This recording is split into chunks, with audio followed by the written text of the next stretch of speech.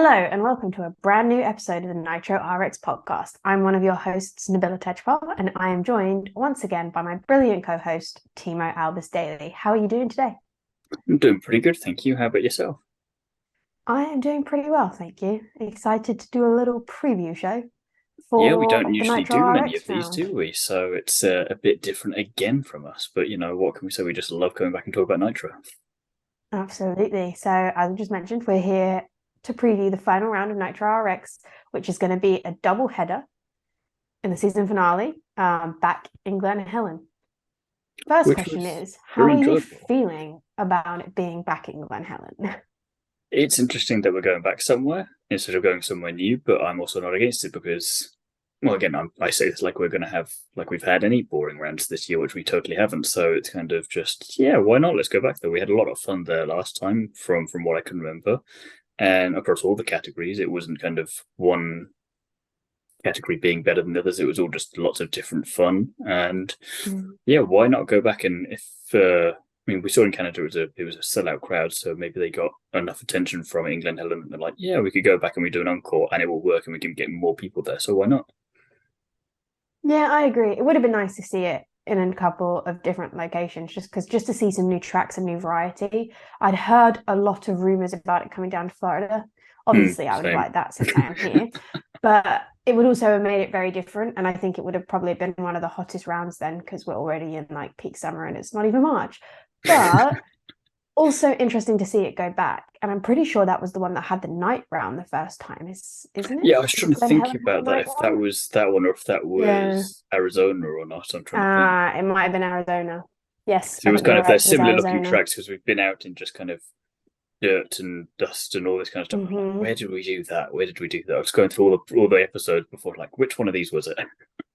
Yeah, it's really funny because like all of these sometimes group together. As much as there is variety, like that's what I mean. Like that's why I think a different track would have been nice because you would have just seen something completely different and maybe different like I don't know, surfaces and things like that. That was the best thing about having it go to Canada, I think, because Hmm. it just really did give that kind of differentiation between everything and just seeing them on ice. But it's going to be interesting because now they're flipping back off the ice back to regular, and it's also a circuit that everyone's done before. So I wonder if people are going to be faring better since they know it, or is Travis going to mix things up? Is he going to change the structure of the course or track? I probably should say track by any means, and I wouldn't put it past him.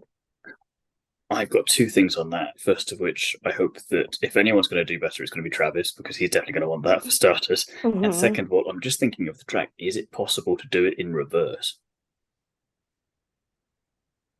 Huh. I didn't Because think if about that. so, That would that be could be a quite lot of fun nice. and buggers everyone up entirely because it's essentially a new course then. Exactly. I think that's a great idea. Let's pitch that to Travis, Nitro RX, change your course backwards, Now we're living life in the higher lane with them liking and sharing our stuff. Maybe they'll agree and switch the track around. We can only try. We can only try. Can only keep pitching our ideas. Absolutely. But we actually, for the first time in a little while, have some news that we can talk about. Tommi Hallman is back and he'll be competing in the NRX Next category after winning the European title back in Minnesota earlier this season. They went to Minnesota, if you're wondering, just because the round in Norway got cancelled.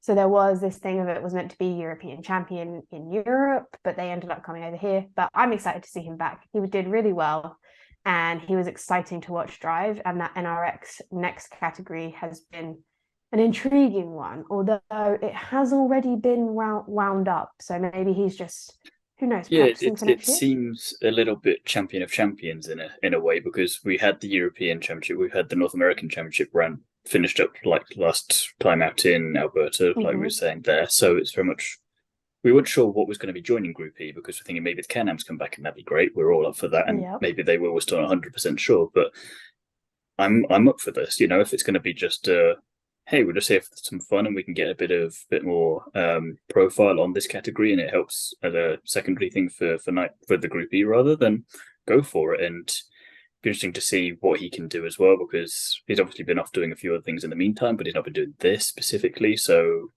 will he be as good? I think that's the question here. But also, I'm wondering if this is practice to commit to a full championship next year, if he can raise budget. For that as well. Same. I really do think it will be very interesting bringing out consistently the Europeans versus the Americans, because you kind of saw it separate and you saw it kind of combined when they did come out to Minnesota. But I'm really intrigued to see kind of how that all pans out next year, and whether they do separate them or whether it will just be NRX total. There's many things that can be done with that category. So I guess it does come across a lot a bit like something that would fit well into Nitro Circus kind of vibes, where you'd have Europeans versus the Americans and some kind of weird inter-championship battle there that they could play on and have some fun with. So even if they had it as one whole championship, there's so many things, like you say, that they can do within that scope that you'd need someone like Tommi Hallman, who's established already in the series, to come back and be like, yeah, all right, let's go for it. Absolutely. But we shall see. We've got a bit of other different news, though, which is on a tangent related to Nitro RX, so we're going to include it just because it's great to see some of these drivers making the jump into other areas of motorsport where they will potentially get a bit more exposure on a much more different kind of global stage, because we've had a global championship this year with Nitro RX. It's been North America heavy on the most part. But again, it's interesting to see maybe how much certain people are watching Nitro RX and thinking, oh, this driver could be good over here, which is exactly what's happened with Andreas Backerud, who's been announced as the championship reserve driver for Extreme E this season, joining Tamara Molinaro in that role. And I was surprised to see that news, but it was a nice surprise. Yeah, definitely interesting. And I think also with that, Fraser McConnell joining Christina Gutierrez at Team X44 for next year. Well, this year now. Extreme E. It's really bizarre because we're so used to saying this season in Nitro because it's covered 2 years that I sometimes automatically think every championship does that. But no, they're normal. They start January to December. Yeah. I do like that though, because it's fun having a completely different variety over the year. And it is obviously a bit strange starting mid-year, but it seems to work for them. And they're getting a lot of buzz being one of the only things running in the off-season. So I think that's a very smart move by them. No, definitely. And like you say, it gets people to look at someone like Fraser McConnell and think, we got to see him racing in Canada. I wonder when this deal was made, because obviously that was back in February, where he was showing first time on ice pretty much, I'm going great. And Extreme has such different changing surfaces from round to round that that kind of skill is going to be very advantageous, especially when you're coming in replacing someone like Sebastian Loeb. That's going to be tricky, but Fraz, if anyone could do it, he probably can. Yeah, I am interested to see how that's going to work, because Christina and Sebastian Loeb worked really, really well as a team, and I'm pretty sure they won the championship together. Obviously, yeah, I mean, they got P2 year one, and then they got that a little bit further last year and got sealed. So it's a bit like with the year before, where you had with Rosberg's team that had Molly Taylor and Jan Kristoffersson. Molly left and you brought Michaela in, and it was like, why would you rock that dynamic? But I mean, it's great at the same time to see that. So it'll be interesting to see what Fraz can do there. Yeah, it's definitely interesting, but I also sat there going like, why fix what's not broken? But let's see what happens. I mean, it did to an extent work out in our in Rosberg Racing's favor, but they still didn't win the championship. That was down to a lot of bad luck. Yeah, I know. Yeah, it's always interesting to see how they swap these drivers out, because I'm like, but they're doing so well. I quite like seeing them where they're at. I think Extreme E is definitely interesting, but Fraser has had a little bit of experience, hasn't he? He hopped in a car last year. I think he was a champion driver for a little bit, because as is the nature of Extreme E, the lineup for the grid that you have at the beginning of the year is very rarely, if ever, the same at the end of the year, so everyone keeps popping in and out all the time. But it does also raise the question. We've had Michaela, obviously, in Nitro RX. We've had Johan for one round back in Sweden. And then back in the early days of Nitro, we had both Hansons and Tanner Faust, who are also in Extreme E. Who else would we like to see come across from there at some point? I'm thinking if Loeb's out of a seat there, maybe that would be a good jumping in point. That's literally what I was about to say. I'm like, if anyone, I want Sebastian Loeb in Nitro. So, Nitro. He's got that championship there now, so he needs to come over and get this one now.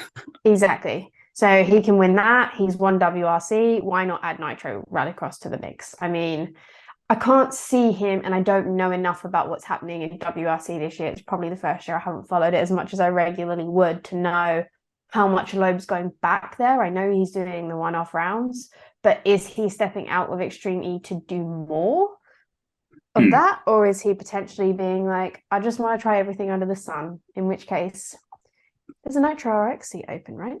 Exactly. And we've seen it as well with Amanda Sorensen, actually. She was in Nitro RX for a couple of rounds in 2022, technically this season still, so yes. But she's made the jump there, so there is precedence for it happening.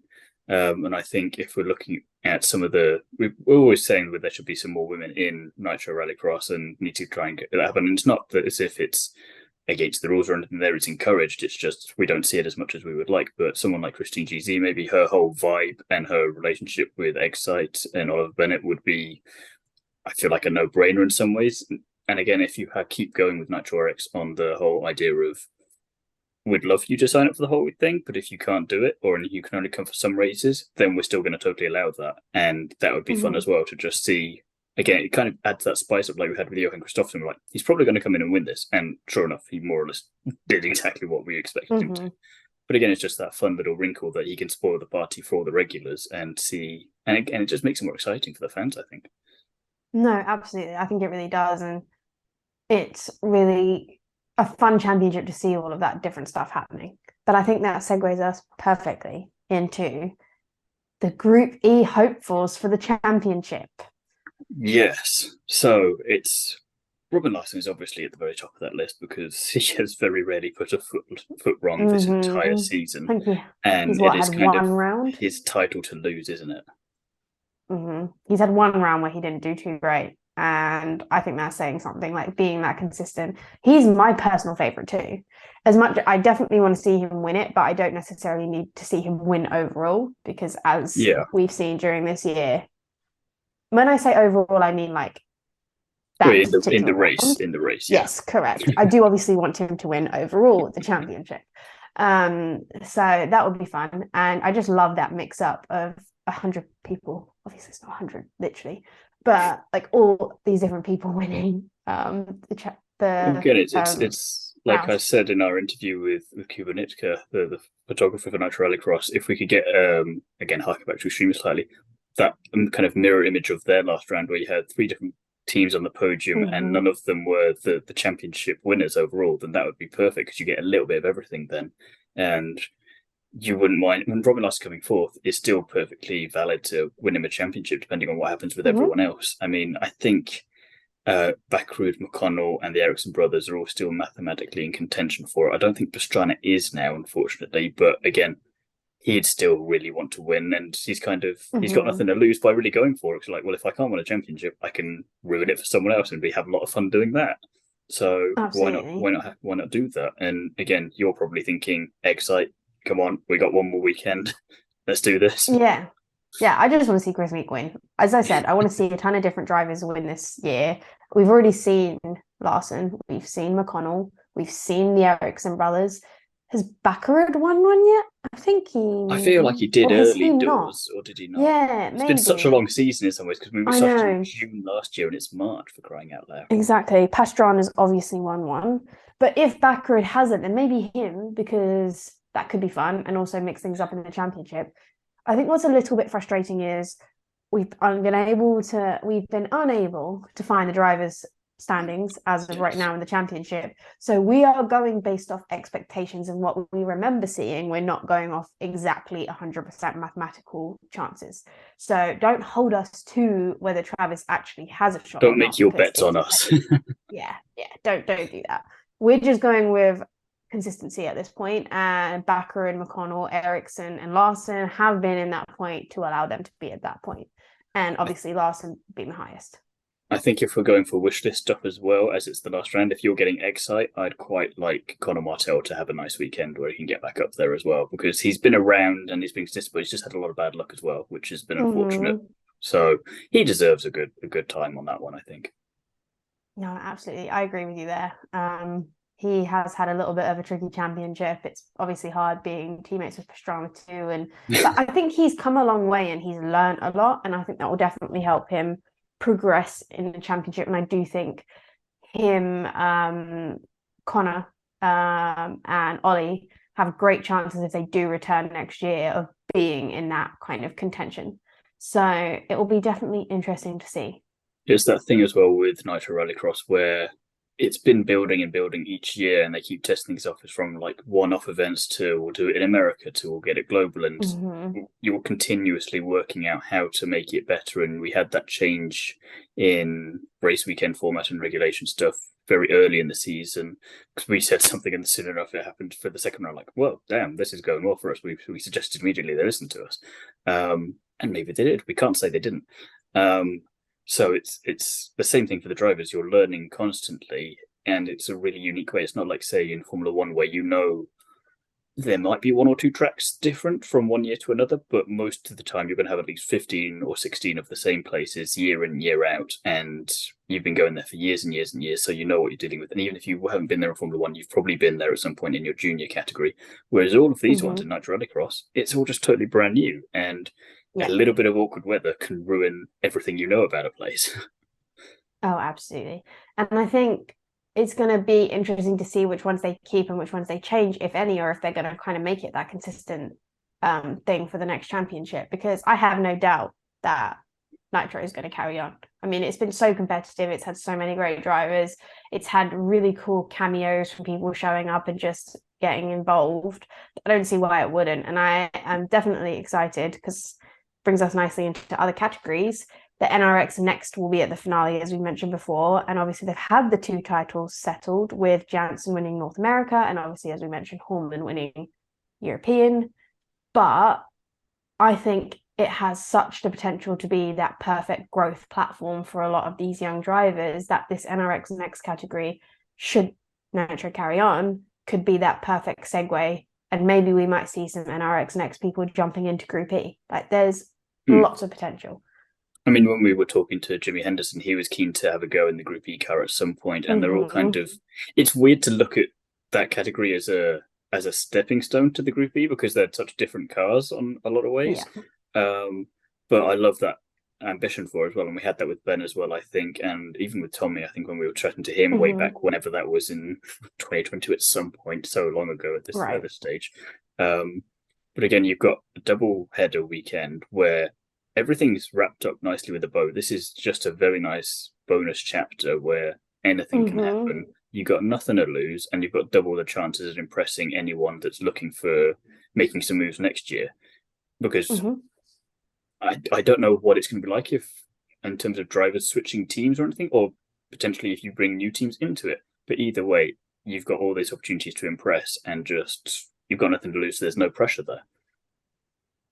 Absolutely. I think there's so much potential, as I said, for this championship. And I'm just excited to see how it progresses and keeps going. And I think that's the one category, in my opinion, over the year that's kind of been lacking in competition and consistency. There's never really more than 5 to 7 cars from what we were seeing European coming back across to North America. So what I'd really love to see is more of a field, because that's what makes this exciting. Not that it's not exciting now. Please don't take me wrong on that. It's definitely exciting. But having all of those things and being able to have more like kind of battles and stuff beforehand, building that excitement to that final, just like Group E has with the number of drivers that they have, that NRX Next category has such high potential. And yes, as you say, they're very, very different cars, but by the way they're using it, it's like it's that kind of junior level introduction kind of thing, like what you consider in an F2, you know, okay, it's weird. I was junior say it's rally weird comparing it to championship. Formula 2 to Formula 1 or Indy NXT to Indy, because it's like, okay, that car is just a simpler version of this car, but this is like, that's just a different car.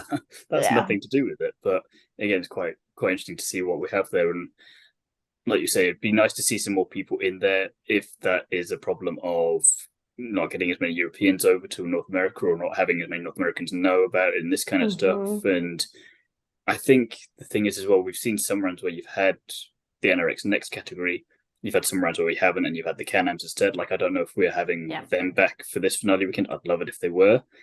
But neither one of they complement each other, and we've had weekends where we've had both of them, and that's been great. But I think that's something they need to figure out as well moving forward. If you do have a shortened championship for both, but say you've got a Nitro RX championship of 10 rounds, the first 5, the support category is NRX Next, and that's it. and then you move into 2023 and it's all Can-Ams, I think maybe then it makes it easier for everyone then, because you're not trying to figure out everything all the time. From a sponsorship perspective, you know it's a set time with a driver, you know what you can commit to and what you can't, and it just keeps things a bit more uniform. Yeah, I agree. I think that would definitely help level it off a little bit more and just kind of increase the number of people involved. Because you're right, like it doesn't work for sponsorship to be jumping around in between rounds, this, that, and the other. You commit to the whole thing, and at least if you're committing to the whole thing, then you're able to go raise that budget to have a thing for the whole year, rather than like, oh, I only need the budget for the 3 rounds. Then I want to go do some in the US because this championship's actually really awesome. So I think it makes it all a bit more professional, doesn't it? Yeah. And I think an overarching NRX champion rather than North American and European makes more sense. And it also will bring those hungry people who are like, yes, I want to win this. I want to progress. And it is a really nice stepping stone. So I'm definitely excited to see that hopefully happen next year. But again, we're predicting now far into the future. But we didn't want to be the only ones to make some season finale predictions, so we thought we'd ask someone else who's been with Nitro RX all season long. And who better to ask than Mr. Andrew Coley himself? Andrew, what are your predictions for the Championship Showdown in Glen Helen? Hey guys, so Championship finale coming up for Nitro Rallycross season 22-23. We've actually got 3 races in 3 days, and that's because Carrigal was a non-point scorer when the hot weather came in and we were worried about the conditions on the track. Everybody agreed to put on a show event, and that means we're going to do 3-point scores from Glen Helen. So who's going to win the championship? I think you've got to look at Robin Larson, obviously, and the odds of him not winning it. My only concern when you've got a triple header, obviously, is if you were to have a big shunt on day one, anything can happen. So big shunt on day one aside, really, I think Larson will play it safe. I don't think he's going to be risking it for wins. I think he'll just keep making sure he's in the final. If he's in the final 3 times and finishes mid-pack, the title's his. So Larson, absolutely the favourite for it. I think it's a more interesting fight for P2. Fraser McConnell trying to chase down Andreas Backrud. McConnell, of course, was top qualifier and winner last time we were in Glen Helen. So I'd expect that he will be chasing the points hard to see if he can pick up P2 in the series. Likewise, Backrud, of course, is going to be trying to defend that second place and also make it a P1, P2 for the RX Cartel. Ollie Eriksson is your outsider to take the title, but of course he's done brilliantly recently, had that fantastic win in Trois Rivières with his brother Kevin in P2. So Ollie Eriksson maybe, will be looking to take some risks, along with Travis Pastrana as well. Pastrana, I think, is too many points back now, personally. So your top 4 are really the ones you want to be looking at. So you've got Larson, Backrud, McConnell and Ollie Eriksson. One of those 4, obviously, to take the title. Favourite being Larson, biggest risk taker being Ollie Eriksson. Enjoy it. Hope you'll be watching. I think Andrew made very good points there. He's very much on par with what we've already said. You know, Robin's definitely the favourite, has been since the beginning. And yeah, Ollie Eriksson having that slim chance at the end. So I think he's kind of tied up what we've talked about really nicely. And I think it's going to be an epic season finale with a lot of fun, and whichever driver wins the title definitely really deserves it, as they've put on an absolutely spiffing performance this year and just tying everything together for that kind of perfect championship. And I'm excited to talk about it, because when we come back for the season finale review, everything's open. Everything is so open that I can't sit here and go, I'm going to be saying anyone's name in particular, which is going to make it very exciting. That's what's so great about Nitro RX, isn't it? We've had that all season long, essentially, and the couple of times where it has been possible to guess, we still wouldn't have guessed because it's been so unpredictable up to that point. So the fact that we can have that and have a 4-way tussle for the finale in its biggest year yet, what more could you really want there? And again, that's just for the championship. You're still going to have everyone else wanting to be on the podium, wanting to win and going for that, because like we were saying before with the NRX Next, they got nothing to lose. They got no pressure. You've got so many points available that why wouldn't you? You're fighting for your pride. You're fighting for just that racing driver mentality of just, I want to win this thing. And just why not? Why wouldn't you? You definitely would. Yeah, absolutely. But I think that's all we have time for today. If you want more from us, you can find the links to our social media accounts and other work in the description episode the description to this episode below. Sorry, I'm getting tongue-tied today. I'm just so excited for the season finale. In the meantime, thank you very much for listening, and we'll see you again soon, where we'll be back reviewing the Nitro RX season finale. So I'm definitely pumped.